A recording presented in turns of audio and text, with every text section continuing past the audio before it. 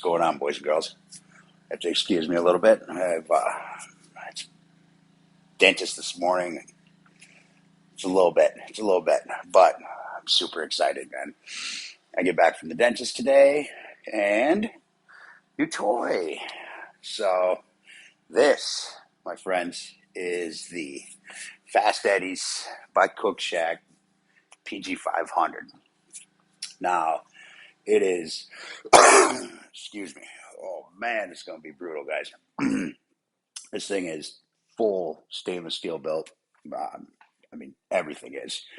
23-pound pellet hopper, French swing outdoors. We got the front shelf. We got the side shelf. We have the drawers underneath. We have an ash clean out. And we have a warming drawer, which is also a cold smoking drawer. We got our controller here. We got a pellet dump right there. This guy here. And then we got, like I said, our 23-pound hopper, which, again, full stainless steel. Right on through this baby. We have what they call is 4 cooking zones, which we'll get into that here in a second. But I just want to give you a little road trip around this thing. This is top-down cooking, which I'll explain in a little bit. But here we have our stack. The exits is below the shelf down here. We got a little rain hat here. We got our drip bucket down there, and again, here's the back of her. Ow. She's on casters. Got her plug, all that other good stuff. So, Craftsmanship is just stellar, man. I mean, the thing is beautifully made, man.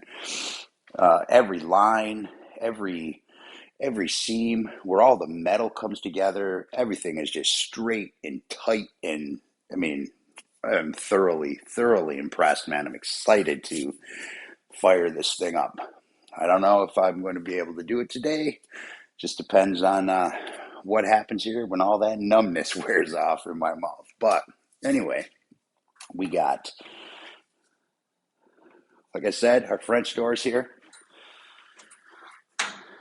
And then here's our chamber, man. This is where shit gets real interesting. So we have our smoke section right here. This is our low and slow. Stainless drip, runs right down to our bucket. As you can see, there's the stack outlet. So what happens here, this is our charbroiler over here for direct grilling. Has a Big Daddy stainless grate. And here, let me get you a little closer in here too, guys. Check this out. There's the charbroiler. Now, right underneath this is our fire pot. So we got some nice wood fire grilling going on over here. Again, just beautifully built, man. Nice gauge. I mean, it is. I'm impressed, man. Seriously, man. So now, what happens? This is really cool, man. This works just like the restaurant style cook shacks. You know, a lot of the barbecue restaurants use things like that. It's top down cooking. So all your smoke, heat, all that other good stuff comes along the top of the unit, and then since our exit is down at the bottom, pulls down over the meat, right through, and then out again. So it's essentially just this. So this is top down right in here, which it's just a great idea. We got a smoke right here. Pull this guy out so you can get a little better look on what's happening in here. Turn you guys down a little bit. Just like so. Here, let me come over here so you can see where the exit is. So here's the stack outlet right here. This right here is a drip tray. And then right below it is the warm drawer, cold smoke drawer, along with the venting. And then, of course, the grease trap drain is over here. So for cold smoke, what you would do is, let me put this back in, you would take this right here. Let me try and get you down this, guys. So you would take, along the ridges in there, you could take a pan, fill it with ice, whatever, put it in there, and then you can just set this at the lowest it goes, and you can just cold smoke right down in this drawer right here. Without that, as you're running the grill, of course, all the smoke and heat comes through here as well. It's just substantially less than what the pit is running, so it's just a warming drawer then. So, which is pretty awesome. Honestly, real talk, I probably will never use the cold smoke. Just not something I do. I don't, you don't see me smoking my cheese and all that other bullshit. But hey, if I ever choose to, I got the option. And then here is our ash cleanout tray. So I'll probably line that with like some foil, something like that, so I can easily just, toss, dump, whatever, that kind of good stuff.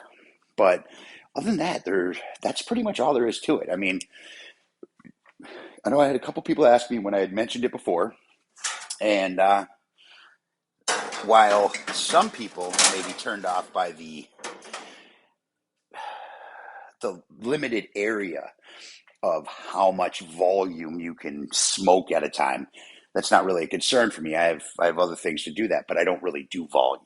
I mean, I'm just cooking dinner and shit in the backyard. So that's not really a concern for me. You do have the upper rack, of course, which would do the same thing, considered since it is a top-down cooking system.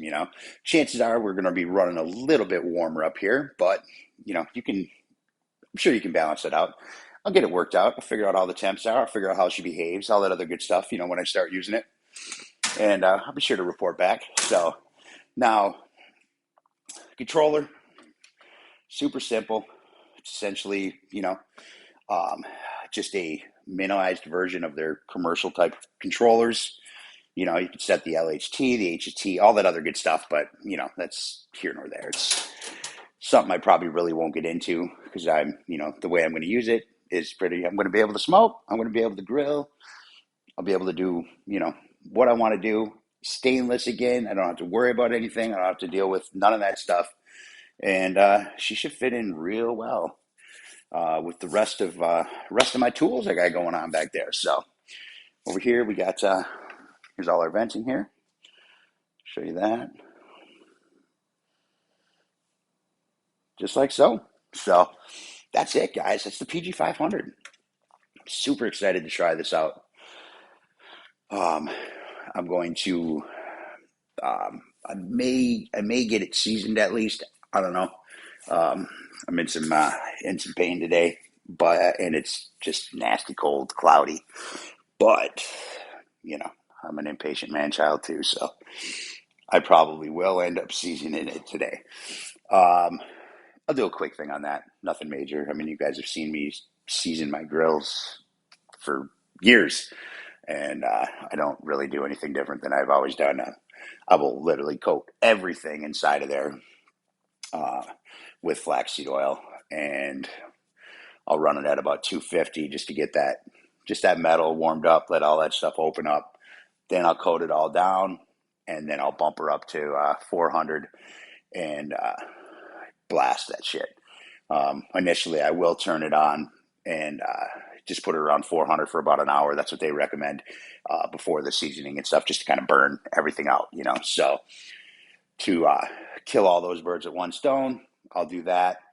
After I shut it down, it'll cool down. And once that metal gets down into that 200 range, everything's still kind of open, accepting of the oil. Then I'll coat everything down and proceed with the seasoning, So that way I don't have to shut it down, start it up, all that other good stuff. So, but other than that, that's pretty much feature-wise. That's pretty much it. Here's our little tool holder for your barbecue tools, and yeah, guys, that's it. When I was doing some research, it is hard as hell to find like any content out there. I mean, there's a few videos from CookShack themselves. I mean, I mean, not knocking it, but it's just it's a guy in a suit. I mean, it looks like he's trying to sell you life insurance and shit, and he's cooking ribs and stuff on this thing. I have seen no real world videos on YouTube or anything like that. So we're going to change that, and we're going to throw some meat on this thing and cook the shit out of it. So that's what we're going to do. But other than that, that's about it. And like I said, I may do a little short thing on the seasoning. I may not. I don't know. We'll just see how the day rolls. So, but that's it, man. Fast Eddys by CookShack PG500, new toy here in the trend kill world, and we're gonna have some fun. So that's all I got.